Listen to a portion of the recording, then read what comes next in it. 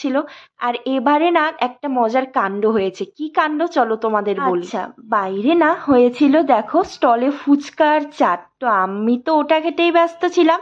আর সেই মুহূর্তেই cake cutting, এবারে না পাচ্ছি খেয়ে আসতে, না পাচ্ছি কেকের ফটো তুলতে, মানে কেক কাটিং এর। তৎক্ষণাৎ না তোমাদের দাদাভাইকে বলি যাও মোবাইলটা নিয়ে আমাকে সুন্দর করে মিশুর কেক কাটিং এর ভিডিওটা তুলে দাও। আর সত্যি বলতে না তোমাদের দাদাভাইও তৎক্ষণাৎই বলছে ঠিক আছে ঠিক আছে তুমি খাও, আমি গিয়ে ফটোটা তুলে দিই।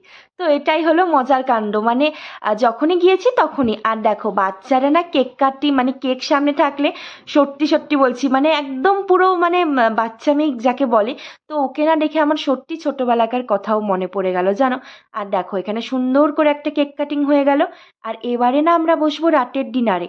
আর এত গরম লাগছিল, মানে ঘেমে চেমে পুরো একদম অস্থির।